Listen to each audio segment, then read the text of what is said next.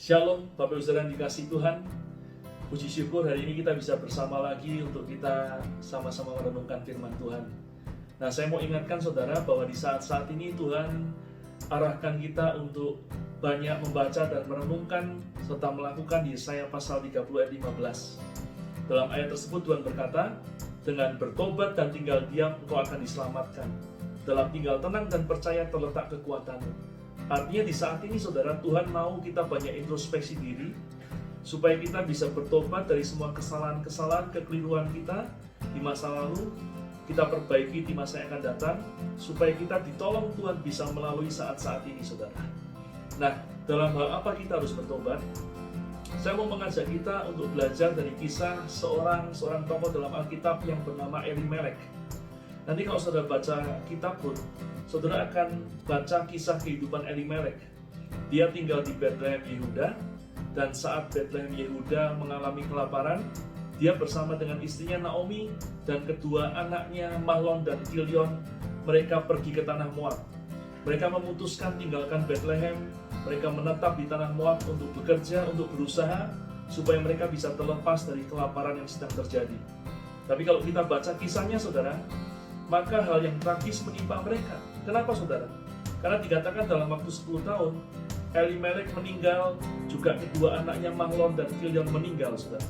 Sehingga dalam waktu 10 tahun, tertinggallah Naomi bersama dengan kedua menantunya, Orpa dan Ruth. Dan karena itu Naomi memutuskan untuk kembali ke Betlehem.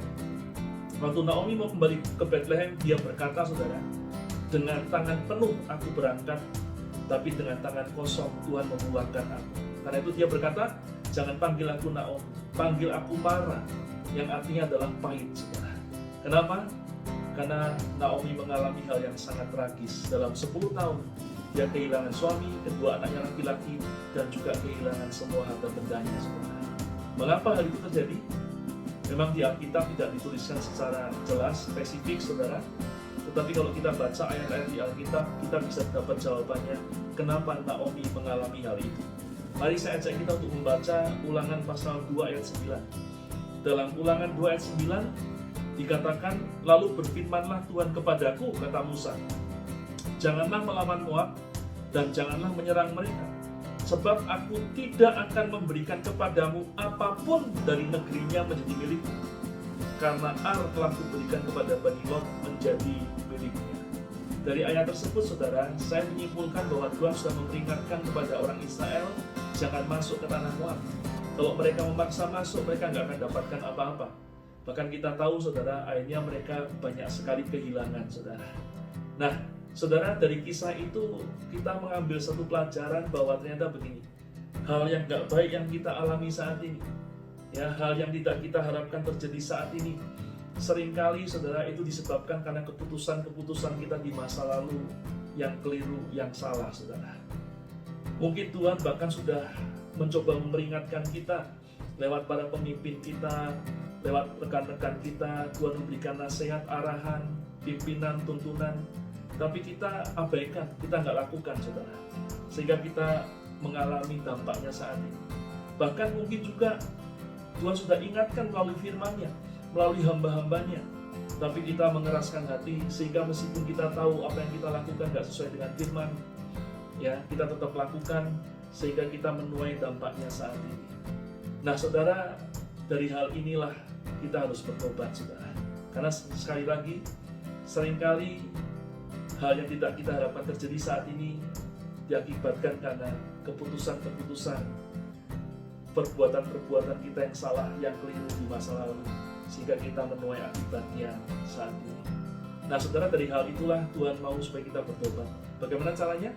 Kita datang kepada Tuhan, kita akui bahwa kita salah, kita mengabaikan nasihat Tuhan, kita mengabaikan teguran dari para pemimpin dan rekan-rekan kita, bahkan kita tidak lakukan firman yang Tuhan perintahkan kepada kita, dan kita minta ampun kepada Tuhan, dan kita minta pertolongan Tuhan supaya kita bisa keluar dari apa yang kita alami saat ini.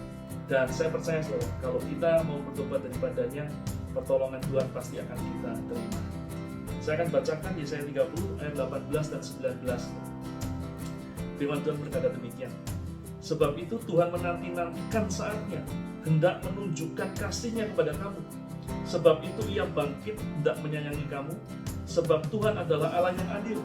Berbahagialah semua orang yang menanti-nantikan Dia. Sungguh, hai bangsa di Sion yang diam di Yerusalem, engkau tidak akan terus menangis. Tentulah Tuhan akan mengasihani engkau. Apabila engkau berseru-seru, pada saat Ia mendengar teriakmu, Ia akan menjawab. Saudara, dari ayat ini sebenarnya kita tahu bahwa Tuhan menanti-nantikan saatnya untuk menunjukkan kasih-Nya kepada kita. Tapi Tuhan belum bisa melakukannya. Kenapa, saudara? Dia menunggu pertobatan kita. Dia menunggu kita merendahkan diri di hadapan Tuhan, mengakui kesalahan kita, minta pengampunan, dan kita minta anugerah Tuhan. Kalau ini kita lakukan, saya percaya doa kita akan didengar oleh Tuhan, dan pertolongan Tuhan akan datang tepat pada waktunya. Karena itu saya mengajak kita semua, kalau sepanjang kita mendengarkan renungan ini, Tuhan ingatkan hal-hal yang harus kita perbaiki, hal yang salah di masa lalu, keputusan-keputusan yang keliru, saudara, hal-hal yang kita abaikan, saudara. Mari kita bertobat, kita minta pengampunan kepada Tuhan, sekaligus kita berjanji bahwa kita akan memperbaikinya di masa yang akan datang. Dan saya percaya Tuhan segera akan tolong kita dan bawa kita mengalami kemenangan demi kemenangan.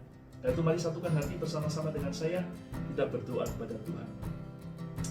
Hamba-Mu datang kepadamu Tuhan Yesus, bersama dengan seluruh jemaat-Mu saat ini. Kami merendahkan diri di hadapan-Mu dan kami mengakui banyak hal yang seringkali kami lakukan salah di masa lalu. Banyak keputusan-keputusan di masa lalu yang keliru Tuhan, sehingga kami mengalami dampaknya saat ini. Ampuni kami kalau di masa lalu kami sering mengabaikan nasihat yang Tuhan berikan lewat para pemimpin kami, lewat rekan-rekan kami, sehingga kami Tuhan mengalami dampaknya saat ini. Bahkan kami juga minta ampun kalau selama ini kami mengabaikan firman Tuhan, tidak melakukan apa yang Tuhan perintahkan, sehingga kami juga mengalami dampaknya saat ini Tuhan. Kami minta diampuni dan kami minta dibasuh dengan kuasa darah-Mu. Ampuni semua kesalahan, dosa, pelanggaran kami, dan kami mau kembali kepada kebenaran-Mu. Kami mau lakukan apa yang Tuhan perintahkan dalam hidup kami, dan kami berdoa biar pertolongan Tuhan datang dalam hidup kami Tuhan. Terima kasih. Hamba-Mu berdoa buat seluruh jemaat-Mu Tuhan, biar kekuatan yang berlimpah-limpah dari Tuhan menyertai kami semua di saat-saat ini.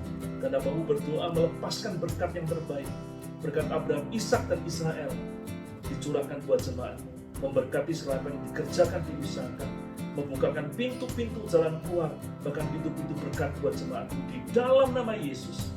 Dan Hamba-Mu lepaskan berkat yang terbaik, berkat Bapa, Anak, dan Roh Kudus, berkat dari Tuhan Yesus Kristus, memelihara kehidupan kami mulai saat ini sampai selama-lamanya. Terima kasih Tuhan, dalam nama Yesus Hamba-Mu lepaskan berkat ini. Haleluya, amin. Demikian saudara perenungan kita hari ini, dia jadi berkat buat kita semua, dan kita percaya pertolongan Tuhan akan datang dalam hidup kita tepat pada waktunya. Sampai berjumpa di lain kesempatan. Tuhan memberkati dan shalom.